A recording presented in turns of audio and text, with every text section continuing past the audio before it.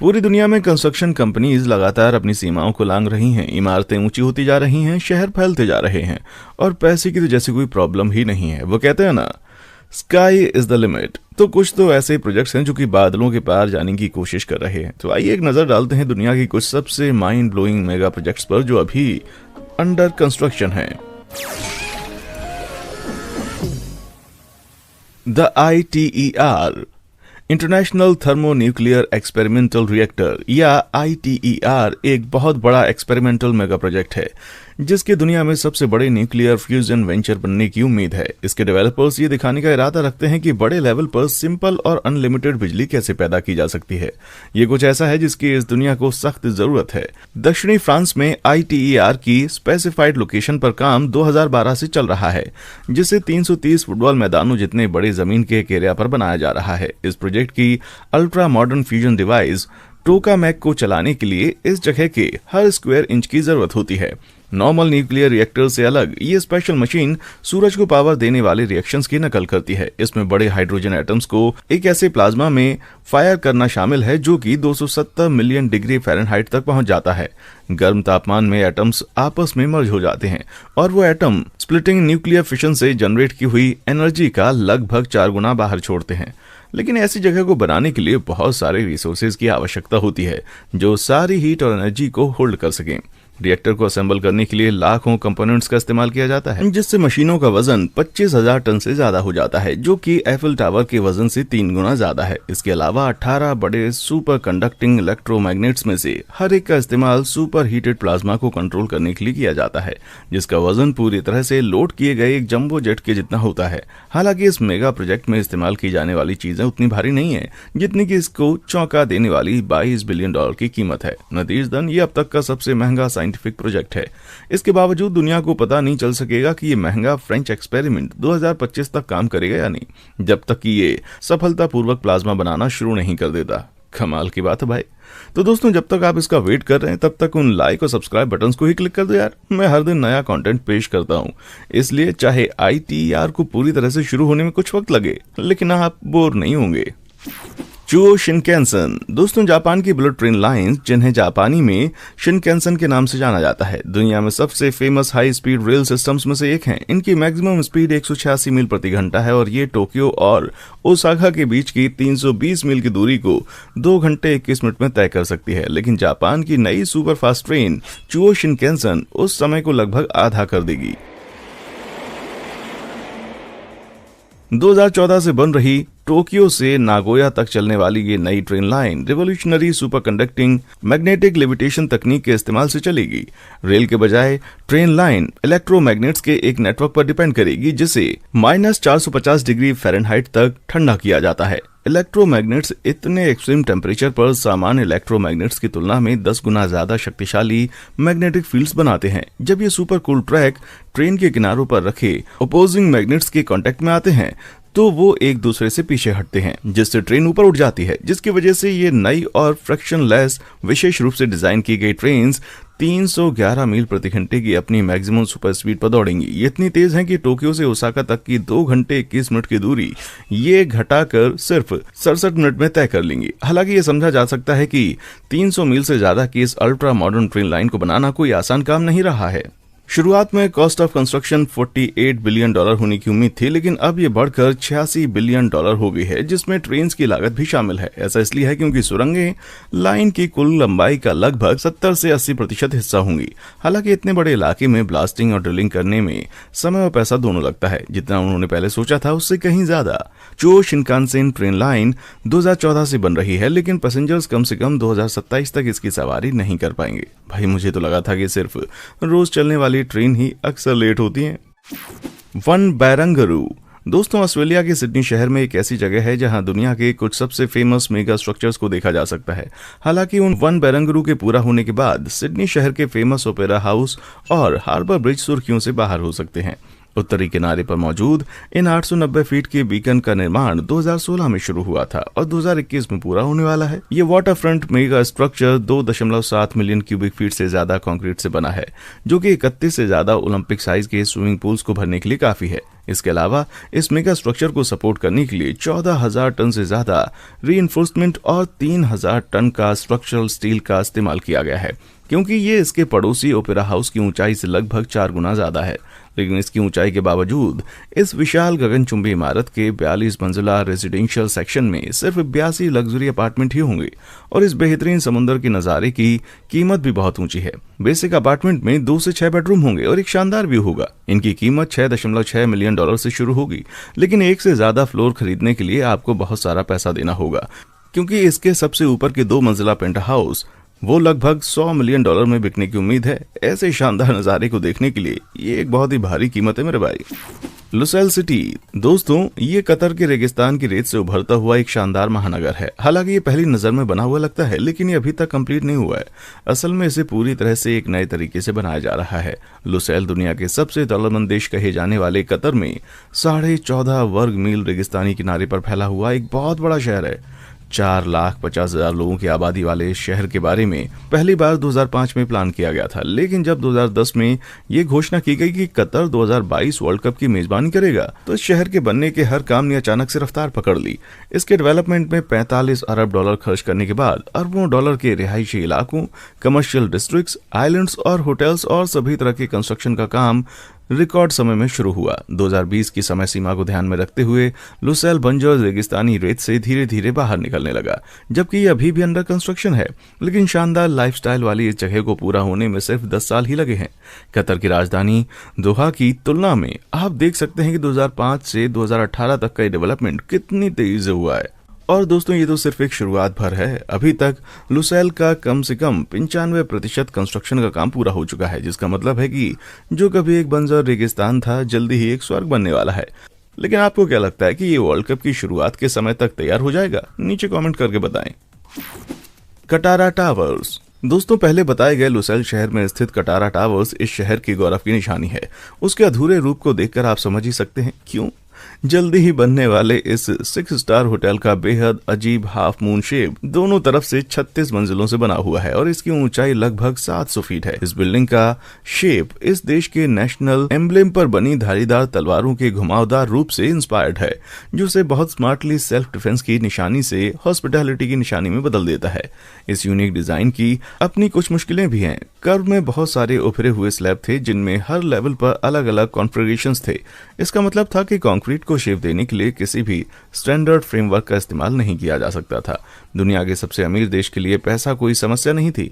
Qatar ने इसकी सही शेप को पाने के लिए 10,000 कस्टमाइज्ड डोका फ्लेक्सिबल टेबल का इस्तेमाल किया। दोस्तों, हम में से ऐसे कई लोग हैं जिन्होंने हाल ही में अपनी बिल्डिंग मटेरियल नॉलेज को ताज़ा नहीं किया है, तो वो लोग ये जान लें कि ये वो येलो लाइनिंग्स हैं जिससे हर बड़े कंक्रीट के फ्लोर को कवर किया गया है।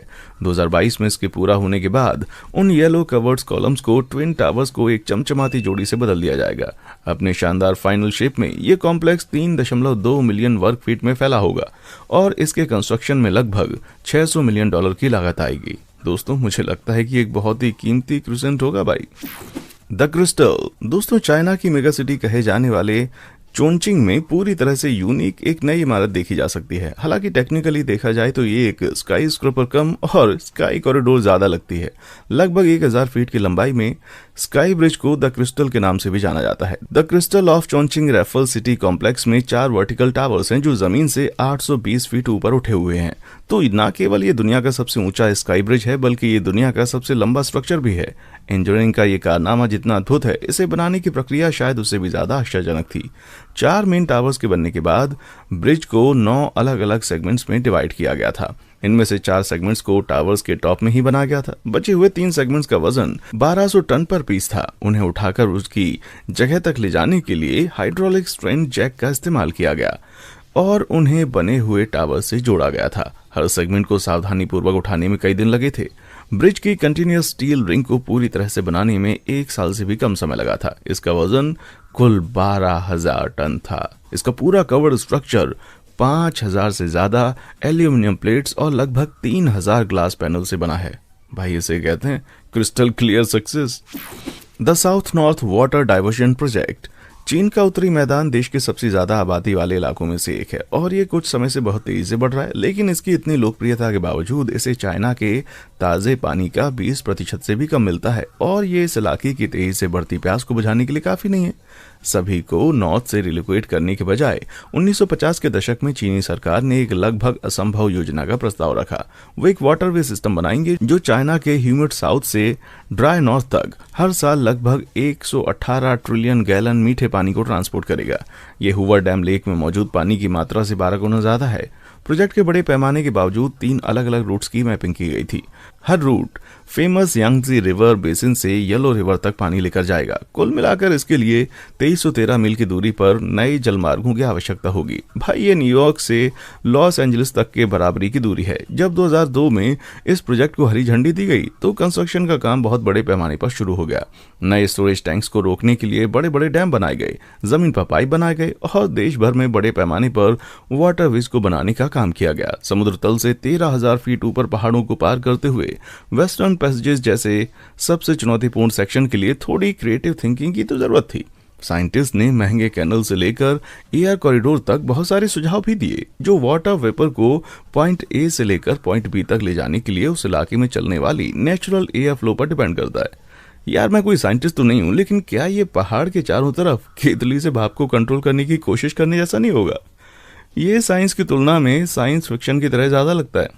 हाई कॉस्ट और एनवायरमेंटल डैमेज के डर ने इस अजीबोगरीब रास्ते को अब तक शुरू होने से रोक रखा है। हालांकि इसका कंस्ट्रक्शन लगभग 2 दशक पहले शुरू हुआ था, लेकिन यह अनुमान लगाया गया है कि पूरा मेगा प्रोजेक्ट पहली बार प्रपोज होने के लगभग 100 साल बाद 2050 में पूरा हो जाएगा। और जैसा कि आप उम्मीद कर सकते हैं, इसकी टोटल कॉस्ट उतनी सस्ती नहीं होगी। शुरुआती अनुमानों के मुताबिक इस विशाल परियोजना पर $62 बिलियन खर्च होने की उम्मीद है, लेकिन 2014 तक इसकी कॉस्ट पहले ही $79 बिलियन हो गई थी, जिससे ये दुनिया के सबसे महंगे इंजीनियरिंग प्रोजेक्ट्स में से एक बन गया। यार ऐसा लगता है कि इस पानी के लिए ना पानी की तरह पैसा बहाना पड़ेगा। The new silk road. दोस्तों आपने शायद प्राचीन किस्से कहानियां या कम से कम पुराने सिल्क रोड का नाम तो सुना ही होगा। ये एक वर्ल्ड फेमस रोड थी जो ईस्ट से वेस्ट को जोड़ती थी, जिससे दोनों तरफ के लोगों को बिजनेस करने में और खूब पैसा कमाने का मौका मिलता था। और अब मॉडर्न ग्लोबल लेवल पर चाइना की ग्रैंड एंट्री के बाद अब उस पुराने रूट को रिस्टोर किया जा रहा है। हालांकि ये रूट पहले के मुकाबले कहीं ज्यादा लंबा होगा। 2013 में चाइना द्वारा घोषित किए गए नए डबल ट्रेड कॉरिडोर में 2 रास्ते शामिल हैं जो 3 कॉन्टिनेंट्स में फैले होंगे और कम से कम 68 देशों से होकर गुजरेंगे। चाइना और सेंट्रल एशिया को यूरोप और अफ्रीका के दूर दराज के इलाकों से जोड़ा जाएगा और इसके लिए जमीन पर सड़क और पूरे समुद्र में एक समुद्री रास्ता बनाया जाएगा। हालांकि चाइना के आर्थिक सपनों को साकार करने के लिए जरूरी सभी नई सड़कों, डॉक्स, ब्रिज और पावर प्लांट का निर्माण इतना सस्ता नहीं होगा। दोस्तों जबकि चाइना अपने डोमेस्टिक प्रोजेक्ट्स में $900 बिलियन का निवेश कर रहा है, वहीं दूसरे 68 देशों के इन्वेस्टमेंट्स प्रोजेक्ट्स में ये $8 ट्रिलियन की शानदार पेशकश भी कर रहा है। इसका मतलब ये है कि ये ग्लोबल पॉपुलेशन के लगभग 65% को प्रभावित करेगा और साथ ही दुनिया भर में ट्रांसपोर्ट होने वाली सभी गुड्स और सर्विसेज के 25% को भी प्रभावित करेगा। बेशक ये सेंचुरी का सबसे बड़ा इंफ्रास्ट्रक्चर प्रोजेक्ट है, लेकिन अगर दुनिया की सबसे लंबी दीवार बनाने वाले देश की बात करें तो उनके लिए ये तो भैया फिर बाएं हाथ का खेल है। गुआंगझाओ एवरग्रांडे फुटबॉल स्टेडियम। दोस्तों जब चाइना दुनिया के ट्रेड रूट्स या क्रॉस कंट्री वाटरवेज को बदलने में बिजी नहीं होता है तो वो दुनिया के सबसे बड़े सॉकर स्टेडियम के कंस्ट्रक्शन जैसे छोटे छोटे प्रोजेक्ट्स पर काम कर रहा होता है। यार मुझे लगता है कि ये इतना छोटा भी नहीं है। गुआंगझाओ एवरग्रांडे ताओबाओ एफसी को अकोमोडेट करने के लिए स्टेडियम की नींव को चाइना के गुआंगझाओ के साथ डिस्ट्रिक्ट में 1.5 लाख वर्ग फीट में डिवाइड किया गया है। 2022 तक सॉकर क्लब के नए स्टेडियम में 1 लाख सीटें और 168 वीआईपी स्वीट होंगे, जिसकी कीमत लगभग $1.7 बिलियन होगी। लेकिन इसकी कीमत से ज्यादा विवाद तो इसके ओरिजिनल डिजाइन को लेकर है। ये भड़कीला दिखने वाला डिजाइन सिटी ऑफ फ्लावर्स के रूप में गुआंगझाओ की रेपुटेशन को ध्यान में रखते हुए नाजुक माने जाने वाले बिंगडे लोटस से इंस्पायर्ड था। इसे रात में भी देखे जाने के लिए शानदार रंगों के कलरफुल रेंज में चमकने के लिए डिजाइन किया गया था। अफसोस की बात तो यह है कि इसकी खबर सुनकर आर्किटेक्चर और डिजाइन कम्युनिटी वाले बहुत नाराज हुए थे, इस डर से कि उनका वर्ल्ड क्लास लैंडमार्क एक वर्ल्ड क्लास चुटकुले में बदल जाएगा। उन्होंने इसके डिजाइन को एक सचमुच आश्चर्यजनक और अद्भुत आर्किटेक्चरल डिजाइन से बदल दिया। ये एक बड़े हीरे जैसा दिखता है और इसके चमकीले रंग के पिछले मॉडल की तुलना में ये ज्यादा शार्प भी है। ये ग्लोबल ज्वेलरी इंडस्ट्री में भी इस शहर की पोजीशन को रिप्रेजेंट करता है। इसके अलावा इसके इस लुक को हासिल करने के लिए इस्तेमाल की जाने वाली चीजें उस पुराने फ्लावर डिजाइन के मुकाबले में कम खर्चीली होंगी। गुआंगझाओ की तेज गर्मी के दौरान अच्छे वेंटिलेशन के लिए इसके नुकीले बाहरी ढांचे को परफोरेटेड एल्यूमिनियम से बनाया जाएगा और इसका ज्यादातर शाइनिंग ग्लास सोलर पैनल की तरह फोटोवोल्टिक होगा, जिससे क्लब को अपनी खुद की इलेक्ट्रिसिटी सप्लाई को पूरा करने में मदद मिलेगी। इस तरह के एक शानदार डिजाइन के साथ मुझे उम्मीद है कि ये मेगा प्रोजेक्ट बहुत ही कामयाब होगा। अब राजकुदाई। दोस्तों, अगर मैं आपसे दुनिया के सबसे बड़े होटल्स के बारे में सोचने के लिए कहूँ तो आपके दिमाग में क्या आता है? लॉस वेगास का फेमस ग्रीन MGM ग्रैंड या मलेशिया का ट्रिपी फर्स्ट वर्ल्ड होटल? वो दोनों बहुत बड़े हैं, लेकिन वो सऊदी अरब के जल्दी ही अब तक के सबसे अच्छे होटल अब राजकुदाई के मुकाबले में कुछ भी नहीं है। इसे एक ट्रेडिशनल सऊदी रेगिस्तान के किले जैसा दिखने के इरादे से डिजाइन किया गया है। इस मेगा स्ट्रक्चर में 30 से 48 मंजिलों वाले 12 ग्रैंड टावर्स की बदौलत 15 मिलियन वर्ग फीट से ज्यादा जगह होगी।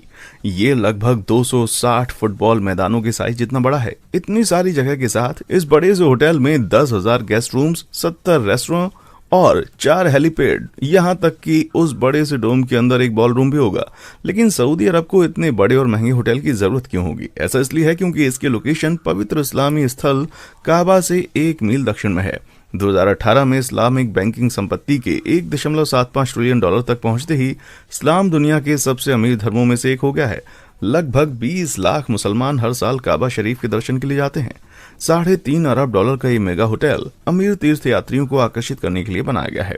अगर ये कभी पूरा बन पाया तो 2017 के आसपास इसके खुलने की उम्मीद थी, लेकिन 2020 के गूगल अर्थ की तस्वीरों से पता चलता है कि ये जगह अभी भी अंडर कंस्ट्रक्शन है। ये पता चला है कि 2015 में पैसों की समस्या की वजह से इसका काम रुक गया था। सऊदी अरब की सरकार इसे शुरू करने का इरादा तो रखती है, पर तब से कोई काम नहीं किया गया है। खैर, जब तक जल्दी ही कोई कार्रवाई नहीं होती, ऐसा लगता है कि ये पवित्र होटल जल्दी ही गेस्ट हाउस से एक कब्रिस्तान में बदल जाएगा।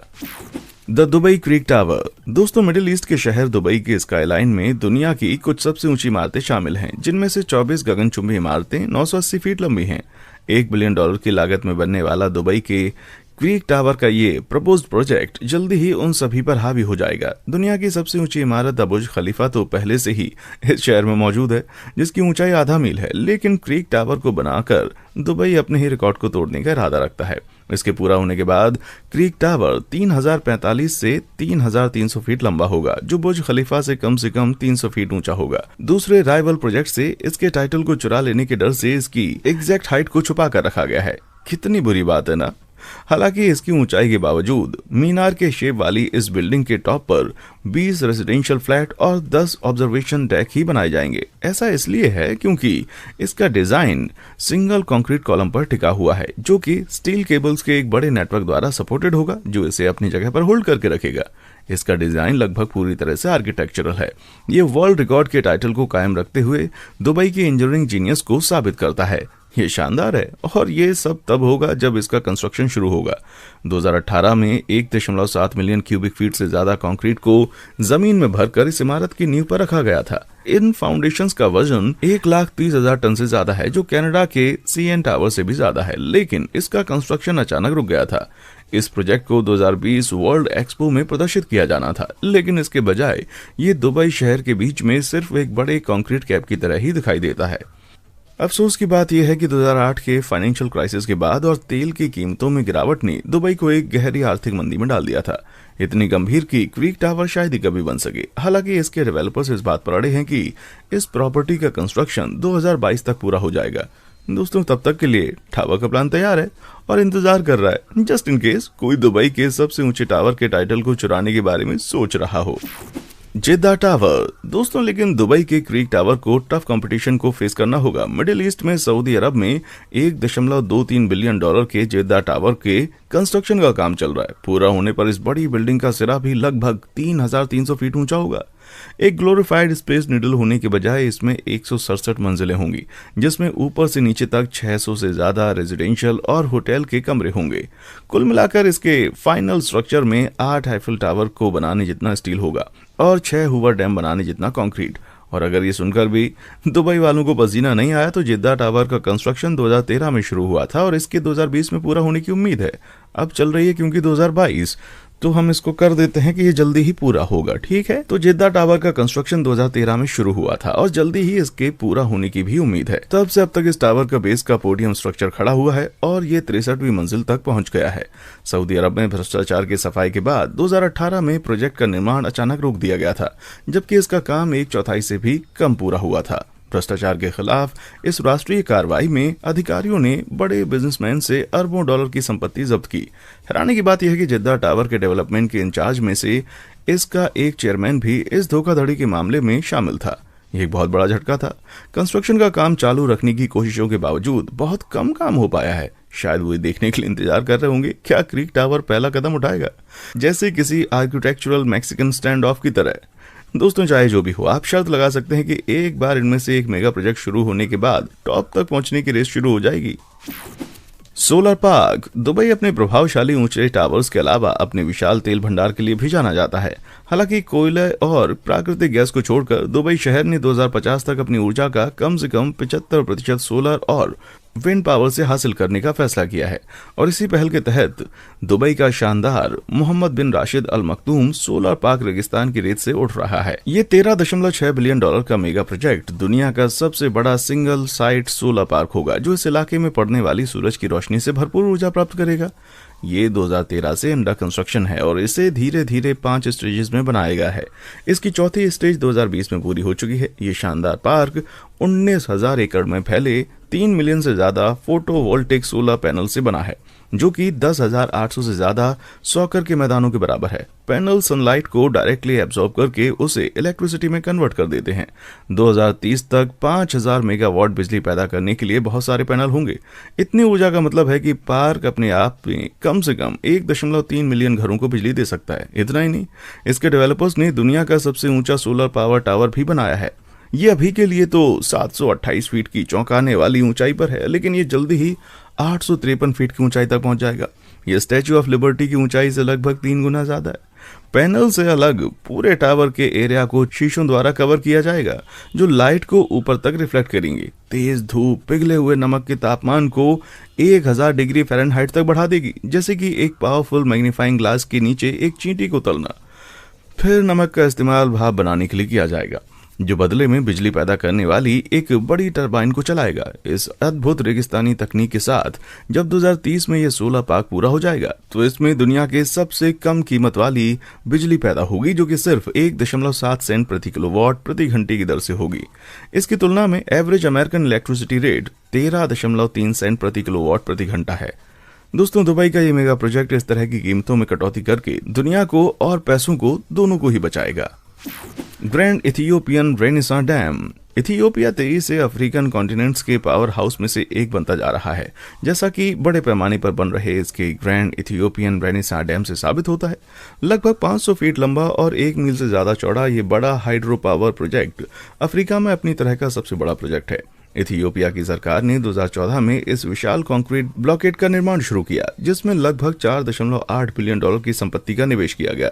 ये अपने द्वारा पैदा की हुई 6,000 मेगावाट बिजली रखने के लिए पूरी तरह से फ्री है, क्योंकि इसमें कोई फॉरेन इन्वेस्टर नहीं है, जिससे अपने कंस्ट्रक्शन और प्रोडक्शन की उम्मीदों को खुद कंट्रोल कर सकता है।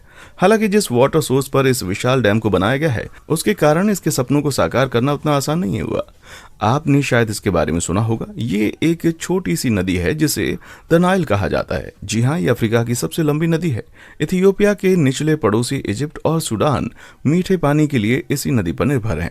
इस डैम में 2.6 ट्रिलियन क्यूबिक फीट पानी या लगभग 30 मिलियन ओलंपिक स्विमिंग पूल जितना पानी स्टोर करने की कैपेसिटी है। जैसे इथियोपिया ने इसके पानी के टैंक पर कंस्ट्रक्शन शुरू किया, इजिप्ट की सरकार के पसीने छूटने लग गए। दोस्तों, एक स्टोरेज टैंक को भरने से नदी में बहने वाले पानी की मात्रा कम हो जाती है, जिससे पानी की समस्या या सूखे की आशंका होती है। इसे ध्यान में रखते हुए इजिप्ट की सरकार ने 12 से 21 सालों की अवधि में ग्रैंड रेनेसां रिजर्वायर को भरने का प्रस्ताव रखा। हालांकि इथियोपिया अपने हाइड्रो पावर प्लांट का अधिकतम लाभ उठाने के लिए इसे सिर्फ 5 या 6 सालों में भरना चाहता है। इस पर होने वाला विवाद एक दशक से चलता आ रहा है और जैसे जैसे मेगा प्रोजेक्ट बिना किसी समझौते के पूरा होने के करीब आ रहा है, दोनों देशों के बीच तनाव बढ़ गया है। कुछ पत्रकारों को लगता है कि अगर इसे लेकर कोई समझौता नहीं किया गया तो इससे पानी को लेकर चौतरफा युद्ध हो सकता है। यार, ऐसा लगता है कि ये मेगा प्रोजेक्ट भविष्य में कुछ बड़ी समस्याओं